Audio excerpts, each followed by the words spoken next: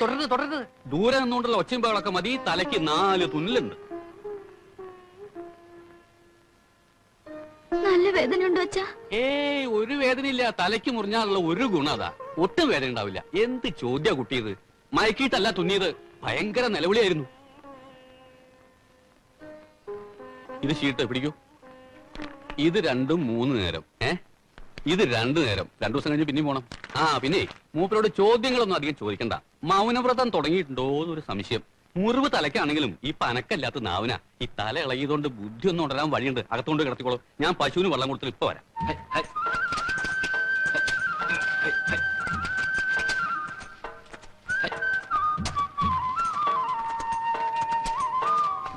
ഇത് പോരാ.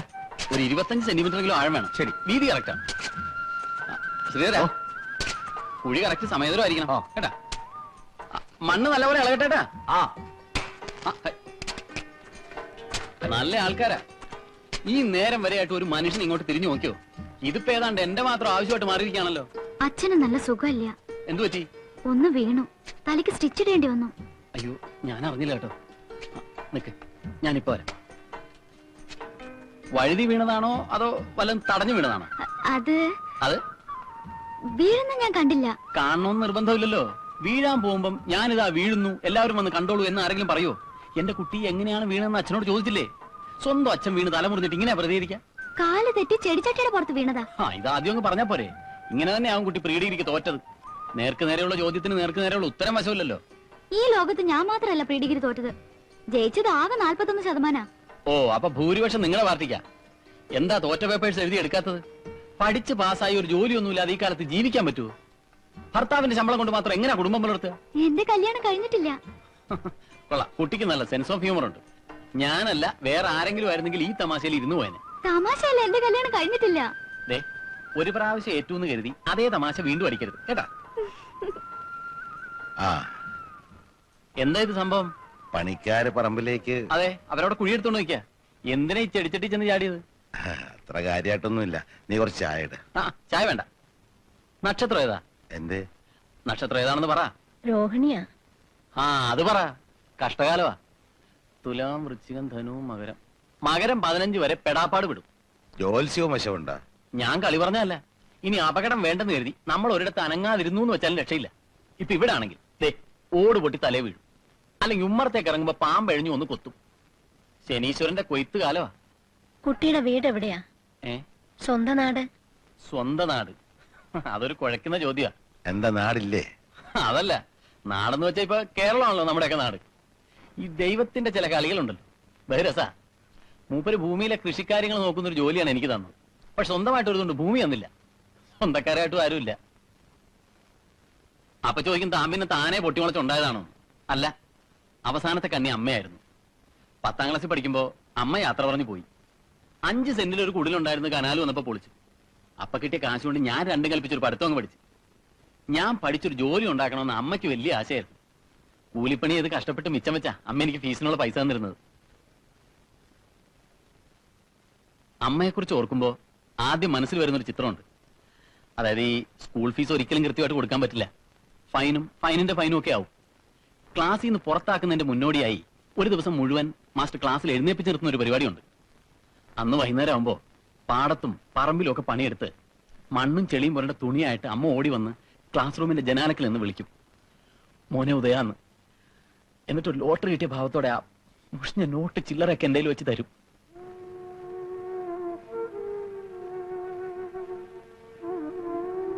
ഞാൻ പോട്ടെ, ആ പണിക്കാരും വല്ല അബദ്ധവും കാണിക്കും.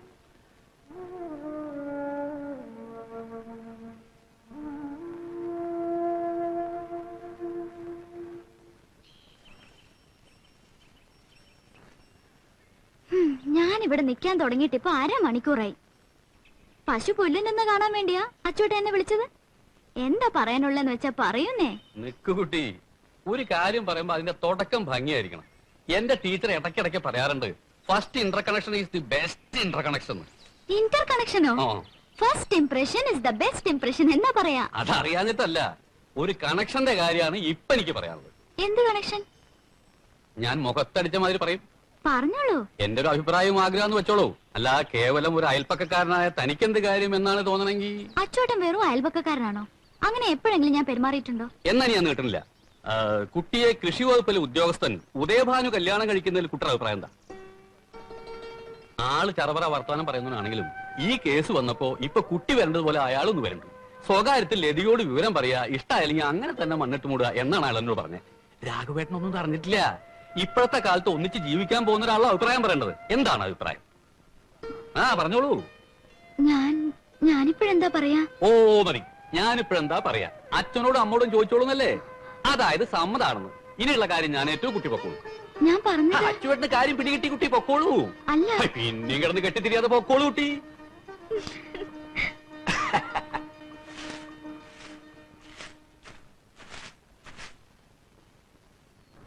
പണി മുടക്കണ്ട.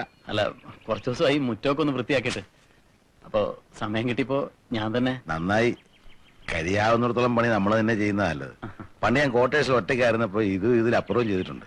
വരൂ, നമുക്ക് അകത്തേക്ക് ഇരിക്കാം. ആ. ഇങ്ങോട്ടിരിക്കാം. വേണ്ട, ഇതാ സുഖം. കുടിക്കാൻ ഒരു ഇപ്പൊ ചായ എടുക്കട്ടെ? അതിനും താൻ തന്നെ ബുദ്ധിമുട്ടുണ്ടേ? അയ്യോ, ബുദ്ധിമുട്ടൊന്നുമില്ല. വേണ്ട, ഞാൻ വരുന്ന വഴിക്കൊന്ന് കുടിച്ച.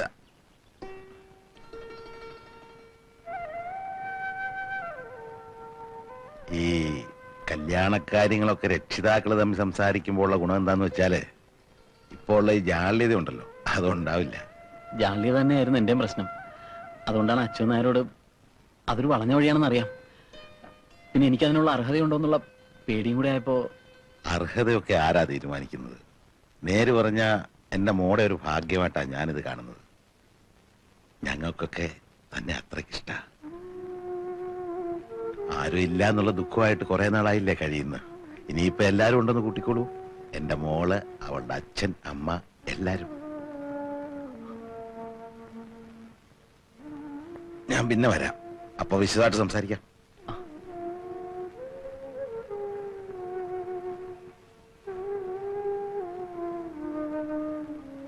മുറ്റവടി പൂർത്തിയാക്കിയിട്ടില്ല.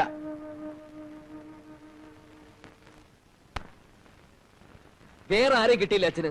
പൊതുവാൾജി മറ്റിക്കാരി അറിഞ്ഞാലേ എന്റെ മുഖത്ത് കാർക്കിച്ച് തുപ്പും. എന്റെ പെങ്ങളുടെ കല്യാണം എന്നോട് ചോദിക്കാതെ തീരുമാനിക്കാൻ നിങ്ങൾക്കൊക്കെ എങ്ങനെ ധൈര്യം വന്നു എനിക്ക് മനസ്സിലാവാത്തത്. മാനങ്കര മണ്ഡലത്തിലെ സകലമാന ആളുകളുടെ വീട്ടുകാര്യങ്ങൾ ഇടപെടുകയും അതിനൊക്കെ ഒരു തീരുമാനം ഉണ്ടാക്കുകയും ചെയ്യുന്ന ഞങ്ങൾ ഇത് സഹിക്കില്ലമ്മേ. അപ്പോ സ്വന്തം പെങ്ങളുടെ കല്യാണം നടക്കരുതെന്നാ? എന്നാണോ ഞാൻ പറഞ്ഞത്? ആ കൃഷിക്കാരൻ തെണ്ടിയുമായിട്ടുള്ള ബന്ധം നമുക്ക് വേണ്ട, അത്ര തന്നെ. അമ്മേ, മണ്ഡലം ജോയിന്റ് സെക്രട്ടറി CK ഉമാഭാരതി ഒരിക്കൽ എന്നോട് സൂചിപ്പിച്ചതാ ലതികയെ വേണേ കെട്ടാമെന്ന്. മൂപ്പർ എപ്പോഴും അവളെ കണ്ടിട്ടുണ്ട് അത്രേ. അത് ശരി. നിന്നെ പോലെ തന്നെ വേലയും കൂലിയും ഇല്ലാതെ തെണ്ടി തിരിഞ്ഞു നടക്കുന്ന ഒരുത്തനെ കൊണ്ട് കെട്ടിക്കാവുന്നു. അമ്മേ, ദേ അവൻ എന്റെ അളിയനായിട്ട് വരുന്ന എനിക്ക് തീരെ സഹിക്കാൻ പറ്റുന്നില്ല. അവന് മാനമായിട്ട് ജീവിക്കാൻ ഒരു ജോലി ഉണ്ടെന്നുള്ളതാ ഇപ്പൊ കുഴപ്പം. ഓ, ഭയങ്കര ജോലി തന്നെ. അതൊക്കെ പോട്ടെന്ന് വെക്കാം. അവനൊരു വൃത്തികെട്ടവനാണെന്ന് അമ്മയ്ക്കറിയോ? മൂക്കറ്റം കുടിക്കും, പിന്നെ പല പല ചീത്ത സ്വഭാവം ഉണ്ട്. അതൊക്കെ ഞാൻ അമ്മയോട് എങ്ങനെ പറയും? അച്ഛനോട് പറഞ്ഞു. അച്ഛാ, ഒന്നേ എനിക്ക് പറയാനുള്ളൂ, പാർട്ടിക്കാരുടെ മുമ്പിൽ എന്നെ നാറ്റിക്കരുത്. ഞാൻ വാക്ക് കൊടുത്ത സ്ഥിതിക്ക് ആരെന്ത് പറഞ്ഞാലും ഈ കല്യാണം നടത്തിയേ പറ്റൂ. ഓഹോ, തീരുമാനം എടുത്തു കഴിഞ്ഞല്ലേ? എന്നാ നമുക്ക് കാണാം. INSP ഒരു നാഷണൽ പാർട്ടി ആണെങ്കിൽ കല്യാണം നടക്കില്ല, ഞങ്ങൾ നടത്തിക്കില്ല. സ്വർണത്തിനൊക്കെ മിനിറ്റ് വെച്ചാ വില കൂടുന്നത്. ഇപ്പൊ എത്ര പവനുണ്ടല്ലോ ദീക്ക്? അങ്ങനെ കാര്യമായിട്ടൊന്നും ഇല്ല ടീച്ചറെ. അവളുടെ കല്യാണത്തിലുള്ള പണമൊക്കെ രാഘവേട്ടൻ നേരത്തെ തന്നെ ബാങ്കിൽ നിക്ഷേപിച്ചിട്ടുണ്ടാവുന്നേ. അങ്ങനെ നീ അറിയാത്തൊരു നിക്ഷേപം എനിക്കില്ലടാച്ചു. പെൻഷൻ ആകുമ്പോ കിട്ടാനുള്ള തുക മുമ്പിൽ കണ്ടുകൊണ്ട് ആ പറമ്പ് മേടിച്ചത്, കടം മേടിച്ചിട്ട്. ആ കടം തീർത്തപ്പോ പോക്കറ്റ് കാലിയായി. മക്കൾ വല്ലതും ഉണ്ടാക്കുമെന്ന് കരുതി, അതിങ്ങനെയായി. സ്വന്തം പെങ്ങടെ കല്യാണം മുടക്കാൻ നടക്കുക ഒരുത്തൻ. ആ കേസ് വിട്ടുകളാ. അതൊക്കെ രാഘവേട്ടനെ കൊള്ളാഞ്ഞിട്ടാ അല്ല ടീച്ചറെ? നിങ്ങളൊന്ന് വെറുതെ ഇരുന്നേ. കുറച്ചൊക്കെ സ്വർണ്ണം എന്റെ കയ്യിലും ഉണ്ട്. മാഷ് ധൈര്യമായിട്ടിരിക്കെ. അതൊന്നും വേണ്ടി വരില്ല. ആ സ്ഥലം ഉണ്ടല്ലോ, അതിന്റെ ആധാരം പൂപ്പണയം വാങ്ങി പണയം വെച്ച് കുറച്ച് പൈസ എടുക്കാം. പിന്നെ ഇല്ലാത്തത് ഉണ്ടെന്ന് നമുക്കാരെയും ബോധ്യപ്പെടുത്തേണ്ട കാര്യമില്ലല്ലോ. ഉദയഭാനു അങ്ങനെയുള്ള ഒരാളല്ല. അത് വളരെ നേരാ. അതെന്താ ലോറി സാധനങ്ങളൊക്കെ കല്യാണത്തിനുള്ള ഒരുക്കൾ തുടങ്ങിയോ? ഇറങ്ങി മക്കളെ, ഇറങ്ങി വരൂ. ഇറങ്ങി പോരെ. കാലക്കറി ചെറുതൊക്കെ എങ്ങനെ തരും? അയ്യറങ്ങണ അച്ഛൻ വരുന്ന അച്ഛൻ. വരട്ടെ, സാരമില്ല. അച്ഛാ, ഞാൻ നോക്കിയപ്പോ ഇതാ കൂടുതൽ സൗകര്യം.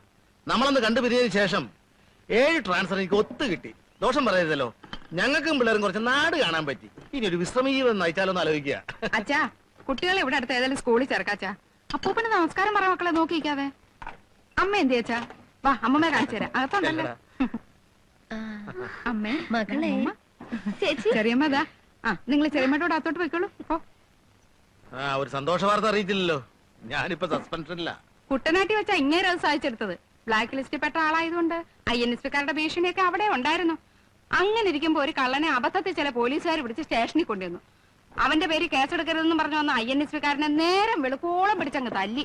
അതോടെ എന്റെ നാട് ചുറ്റിൽ നിന്നു. സസ്പെൻഷൻ കിട്ടിയപ്പോ സുഖം. ആനന്ദേട്ടന്റെ വീട്ടുകാരെ ബുദ്ധിമുട്ടിക്കണ്ട, ഇനി ഇവിടെ കൂടാന്ന് ഞാനാച്ചാ പറഞ്ഞത്. ഇവിടെ ഇപ്പൊ എന്താ ഒരു കുറവ്?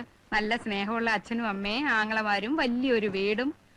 ആനന്ദേട്ടാ, സസ്പെൻഷൻ കഴിഞ്ഞാലും നമുക്ക് ഇവിടെ തന്നെ കൂടിയാൽ മതി കേട്ടോ. എനിക്ക് ഈ സാധനങ്ങളും കെട്ടി തൂക്കി എപ്പോഴും അങ്ങോട്ടും ഇങ്ങോട്ടും ഓടാൻ. അല്ലെങ്കിൽ വേണ്ട, അമ്മയുടെ പേരിൽ അച്ഛൻ പുതുതായിട്ട് വാങ്ങിച്ച ആ സ്ഥലത്തെ എനിക്കൊരു വീട് കെട്ടി തന്നാ മതി. അതൊന്നും അത്ര പെട്ടെന്ന് വേണ്ട. അല്ല, ഞാൻ പറഞ്ഞേ ഉള്ളൂ.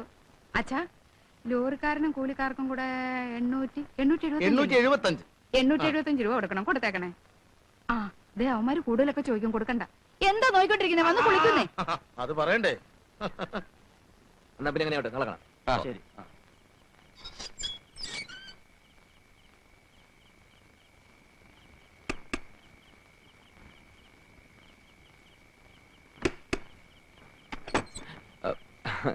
ചേച്ചി പോന്നു. ഇന്ന് കാലത്താ മോനെ. ആങ്ങളമാരെ കാണാൻ ചേച്ചിക്ക് കൊതിയായിട്ട് വന്നതാ. നീ പിന്നെ ക്ഷീണിച്ചു പോയല്ലോ. ആനന്ദേട്ടനും കുട്ടികൾക്ക് സുഖം തന്നെയല്ലേ ചേച്ചി? പിന്നെ ഇതുപോലൊരു സുഖം അടുത്ത കാലത്തൊന്നും ഉണ്ടായിട്ടില്ല.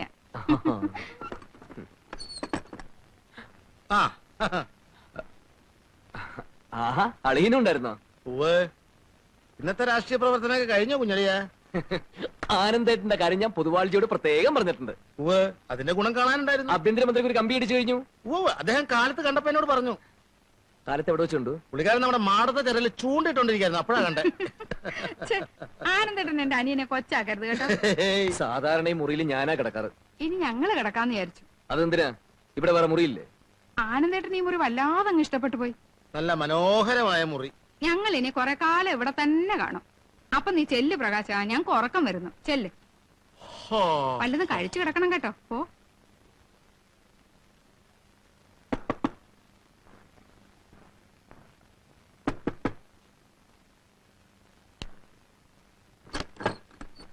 എന്തിനാടി അവർ എന്റെ മുറി കയറ്റി കിടത്തത്? ആരും കിടത്തിയതല്ല. സംസ്ഥാനത്താണെങ്കിൽ ആകെ ആഭ്യന്തര കലകം. സ്വന്തം വീട്ടിൽ വന്നാലും സമാധാനം ഇല്ലെന്ന് വെച്ചാ കിടന്ന് ചിരിക്കാതെ ചായപ്പിൽ കിടക്കെടുത്തിരിക്കെ. അവിടെ ലത ചേച്ചിയുടെ കുട്ടികൾ കിടക്കുക, ബോബനും കവിതയും. പിന്നെ ഞാൻ ഏത് നരകത്തിൽ പോയി കിടക്കും? ഇനി ഇപ്പൊ ഡൈനിങ് ടേബിളേ ഉള്ളൂ, പിന്നെയുള്ളത് അടുക്കളയാ. ഒറ്റ അടി വെച്ചെന്നുണ്ടല്ലോ. നിനക്കൊക്കെ തമാശ കളിക്കാനുള്ള ഒരു കുട്ടിയാണ് ഞാനെന്ന് നീ കരുതിയോ? ഭരിക്കുന്ന കക്ഷിയിലെ പ്രമുഖനായ ഒരു പ്രവർത്തകനാണ് ഞാൻ. 24 അവേഴ്സിനുള്ളിൽ ആരെ വേണമെങ്കിൽ പിടിച്ചകത്തിടാനുള്ള സ്വാധീനം KRPക്ക് പാർട്ടിയിലുണ്ടെന്നുള്ള കാര്യം നിനക്കറിയാലോ. എടി, ഒരു പോലീസുകാരനെ പേടിച്ച് ജീവിക്കേണ്ട കാര്യമൊന്നും എനിക്ക് ഈ വീട്ടിലില്ല. ഈ വീട്ടിലെന്നല്ല നാട്ടിലുമില്ല. ഓരോന്ന് കുറ്റിയും പറഞ്ഞുകൊണ്ട് ഇങ്ങോട്ട് പോരും. എടി, നിനക്കൊന്നും എന്റെ വില മനസ്സിലാവില്ല. എന്നെ കറിയണമെങ്കിലേ നാട്ടിലൊന്ന് ഇറങ്ങി ചോദ്യം. KRP എന്ന് പറഞ്ഞാൽ ഞെട്ടും. എനിക്കൊക്കെ തിരുവനന്തപുരത്തേക്ക് ഒറ്റ കോള മതി. നിനക്കറിയാമത്?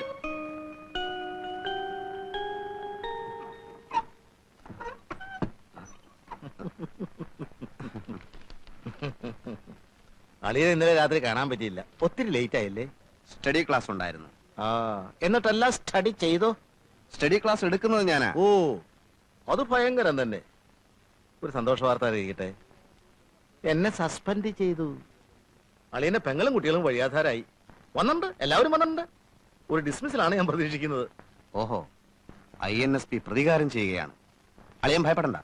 RDPയുടെ കമ്മിറ്റി മീറ്റിംഗിൽ ഈ പ്രശ്നം ഞാൻ ഉന്നയിക്കും. അയ്യോ, അത്രയ്ക്കൊന്നും വേണ്ട. ഇല്ല, ഞങ്ങളുടെ കൂടെ നിന്നൊരു ഉദ്യോഗസ്ഥനെ സസ്പെൻഡ് ചെയ്താൽ ഞങ്ങൾ കൈയും കെട്ടി നോക്കിയിരിക്കില്ല. വേണ്ടി വന്നാൽ ഒരു കലാപം തന്നെ ഇവിടെ പൊട്ടി പുറപ്പെട്ടേക്കാം. സായുധ വിപ്ലവം ഞങ്ങൾക്ക് പുത്രിയല്ല. കുറെ കാലമായി ഞാൻ ഇത് കേൾക്കാൻ തുടങ്ങിയിട്ട്. എന്ത് പുല്ലാണടാ നിന്റെയൊക്കെ സായുധ വിപ്ലവം? ഒരു തോക്ക് നീ കണ്ടിട്ടുണ്ടോ? ബോംബ് എന്ന് പറഞ്ഞാൽ എന്താണെന്ന് നിനക്കറിയാവോ? അവന്റെ അമ്മയുടെ ഒരു സായുധ വിപ്ലവം. എടാ, മേലനങ്ങാതെ ഉരുട്ടി ഉരുട്ടി വിഴുങ്ങലല്ല നിന്റെയൊക്കെ രാഷ്ട്രീയം. അളിയ കഴുതേ, ഇനി നീ ഇവിടെ രാഷ്ട്രീയം പറഞ്ഞ് കേട്ടാൽ ഇട്ടിച്ച് നിന്റെ അസ്ഥിയെല്ലാം ഓടിക്കും. Bloody fool.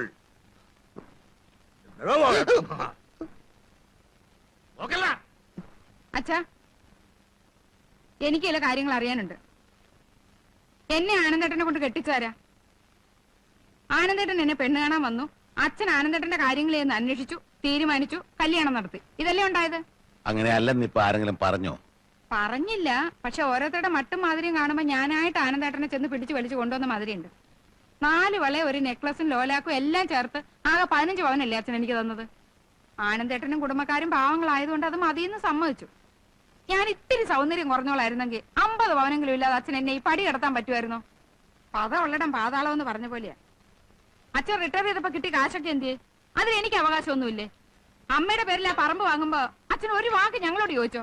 നിന്റെ കാശ് കൊടുത്ത് പറമ്പ് വാങ്ങിക്കുമ്പോ അച്ഛൻ നിന്നോട് ചോദിച്ചാ പോരെ? ആ, ഇതാ ഞാൻ പറഞ്ഞത്. എന്റെ നിന്റെ എന്നുള്ള ചേരിതിരി ഇവിടെ തുടങ്ങിയിട്ട് കുറെ നാളായി. ഇവിടെ ഒരു ചേരിതിരിവും ഇല്ല. അച്ഛന്റെ സ്വൈര്യം കെടുത്താനാണോ നിങ്ങളുടെയൊക്കെ പുറപ്പാട്? അവള് പറയട്ടെ ഭാനു. ആനന്ദേട്ടന് ഒരു വിഷമം വന്നപ്പോ നിങ്ങളുടെ 2 അമ്മക്കളും തിരിഞ്ഞു നോക്കിയോ? നിന്റെ ഭർത്താവിന്റെ കയ്യിലിരിപ്പും കുറച്ച് നന്നായിരിക്കണേ. ദേ അമ്മേ, ആനന്ദേട്ടനെ വല്ലതും പറഞ്ഞാലുണ്ടല്ലോ, സ്നേഹം തൊട്ട് തിണ്ടിട്ടില്ലാത്ത നിങ്ങൾക്കൊന്നും അതിന് അവകാശമില്ല. ആനന്ദേട്ടന്റെ വീട്ടുകാരെന്നെ പൊന്നു പോലെയാ നോക്കുന്നത്. അറിയാം, കേട്ടിട്ടുണ്ട്. ഇത്രയും സ്നേഹമുള്ളവരെ ഉപേക്ഷിച്ചിട്ട് എന്റെ പൊന്നുമോൾ എന്തിനാ ഇങ്ങോട്ട് വന്നത്? അയ്യടാ, നിങ്ങളുടെ സ്നേഹം ആസ്വദിക്കാൻ വന്നോന്നുമല്ല. തരാനുള്ളത് തന്നാലേ ആ നിമിഷം ഞങ്ങളങ്ങ് പോയേക്കാം. എന്തായാലും അതെങ്ങനെ ധൃതി വെക്കുന്നത്? നമ്മൾ ഇവിടെ തന്നെ ഉണ്ടല്ലോ, തരാനുള്ളത് എപ്പോഴായാലും തരും. പാവാ, തിരുബഹളം വെക്കുന്നു മാത്രമേ ഉള്ളൂ.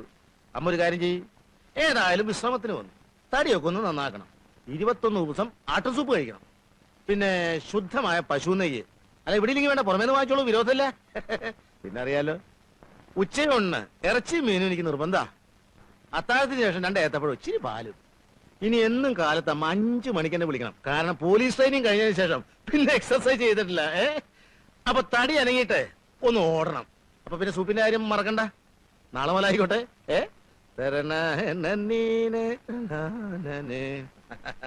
കാലത്തിന്റെ മോൾക്ക് പിടിപ്പത് പണിയുണ്ടല്ലേ. എന്ത് ചെയ്യാം? ഒരു ചേട്ടൻ കളക്ടറേറ്റിൽ പോണം, മറ്റേ ചേട്ടൻ എസ്റ്റേറ്റിൽ പോണം. ഒരു ഉപകാരം ചെയ്യൂ. ഉപകാരം മാത്രമേ ചെയ്യൂ. ധാരാളം സമയമുള്ളതുകൊണ്ട് എന്തുപകാരം വേണമെങ്കിലും ചെയ്യാമല്ലോ. കുഞ്ഞളിയാൻ പറഞ്ഞോളൂ.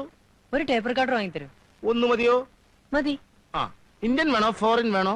ഏതാ പെട്ടെന്ന് ഇട്ടാച്ചാ അത്. വില കൂടിയത് വേണോ കുറഞ്ഞത് വേണോ? അതൊക്കെ ആനന്ദേട്ടന് ഇഷ്ടം. എന്നാ കൂടിയതായിക്കോട്ടെ. നാളെ കാലത്ത് 10 മണിക്ക് ഞാൻ ജപ്പാനിലേക്ക് പോണ്ടേ. അവിടെ ചെന്നാ സോണി കമ്പനിക്കാരൻ നേരിട്ട് വാങ്ങിക്കാമല്ലോ. ഒറിജിനൽ ആയിക്കോട്ടെ. എന്ത് ചെയ്യും? നിനക്ക് ഞാൻ ഒലക്ക വാങ്ങിച്ചു തരടാ, ഇരുമ്പോലക്കാ.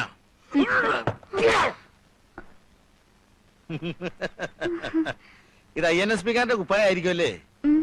എനിക്കിത് നന്നായി ചേരുമെന്ന് തോന്നല്ലോ മോളെ. പ്രകാശേട്ടൻ ഇപ്പൊ പുറത്തു പോണെന്ന് പറഞ്ഞു. പോയിക്കോട്ടെ, കുഴപ്പമില്ല.